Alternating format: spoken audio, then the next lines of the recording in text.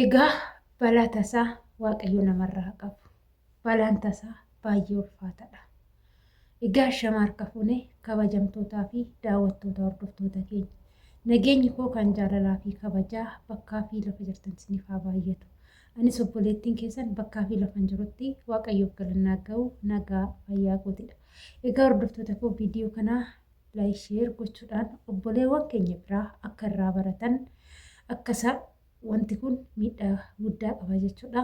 Egaa suuraan na biratti argaa jirtan kun jarri lamaan kun abbaa manaa fi haadha manaati. Naannawaa Finfinnee keessa jiraatu.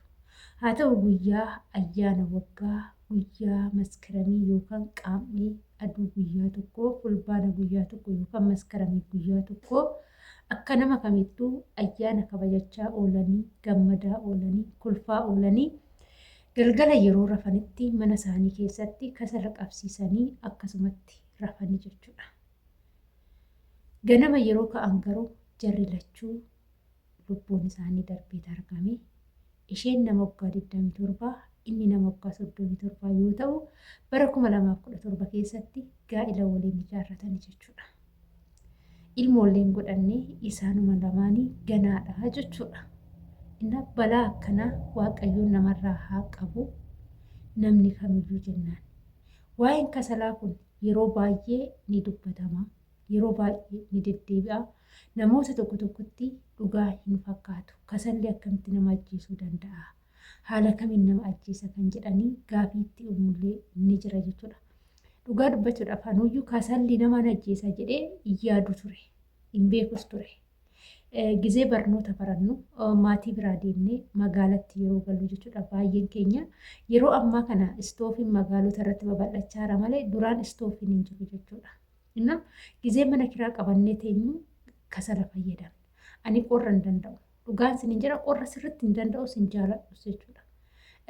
Mana keeyyatti kutaa qabannee jiru san keessatti kasala qabsiiseen gizee rafu jechuudha. Of cinaa godhee rafa.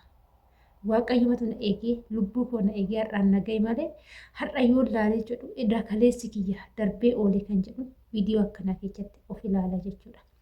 Innaa nama biraatiifis barumsa ta'a. Wallaaltota akka keenya. Anis kaleecha wallaaltuun ture garuu har'a immoo argaan ture wanta argaan jiras waan ta'eef obboleewwan kiyya maatii kiyya wanti kun miidhaa akka qabu dirqamatti himuu qaba jechuudha. Jarri kunis kasala kana qabsiisanii aara kasalaa santu ukkaamsee mana keessatti ajjeese jechuudha. Yeroo darbe ni yaadattu yoo ta'e Dubaayii keessatti zeegaawwi Itoophiyaa lama kan ta'an mana tokko keessa hojjetu.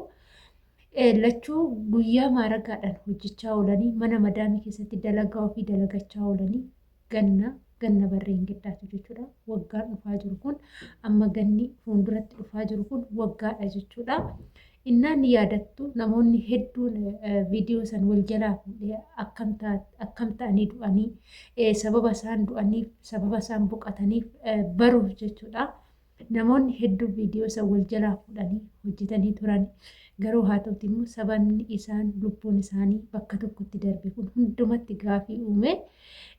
Booda irratti garuu akkamti akka lubbuun isaanii darbe ifa ba'ee jechuudha. Innis ijoolleen tun guyyaa mana madaamii keessa hojjechaa turanii galgala kutaa isaanii yeroo galanitti ni qorraa duffaayaa manaa hin qaban turanii kasala qabsiifatanii sababa kasalaa saniini jechuudha lubbuun isaanii kan darbe kasala qabsiisanii akkasumatti dhiisanii balbala cufanii rafanii.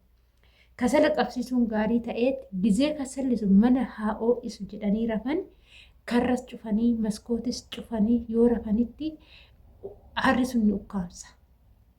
Kasala yeroo qabsiisnee kasalli sun yeroo itti fayyadamaa jiraannu dirqama yookaan balballi banaa ta'uu qaba yookaan immoo maskootiin banaa ta'uu qaba. Maaliif qilleensi akka seenuuf manni tokko yoo qilleensa hin arganne bar hin danda'amu. Amma ani yeroo baay'ee jechuudha biyyoota arabaa keessatti kan itti fayyadamnu duffaayaadha hin beektu jechuudha. Waqtii gannaa wantoota manni arabdoonni itti fayyadamanii jechuudha. Inna kutaan ani keessa jiraadhu kanatti baay'ee qorra jechuudha. Baraaxan isaanii gizee qargannaa, gizee ho'atis ni ho'a, gizee qorraatis ni qorra jechuudha. Qilleensi biyyoota Arabaa baay'ee nama dhiba keessa jiraachuun. Haa ta'utii garuu jarri kiyya duffaaya sammataatti naa bitanii kutaa kiyya keessaa hin qaba. Viidiyoos hojjetee ture jechuudha.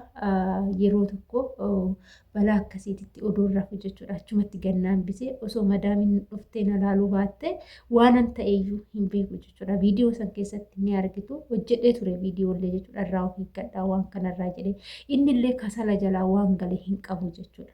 Ijoolleen biyya Arabaa dhuftanii haarofti kan hin beekne jechuudha. Duffaaya san kan hin beekne viidiyoo isaa yookaan immoo isa mataasaa viidiyoo akka haarawaatitti waraabesiniif hanga dhiisa qabsiisee jechuudha hin jira. Amma ho'a waan ta'eef kaasee ol kaa'ee jira jechuudha. Amma baatiin kun yoo dhumate jiini fulbaanaa kun yoo dhumate ji'a Oktoombariitti seenuu deemaa jirra.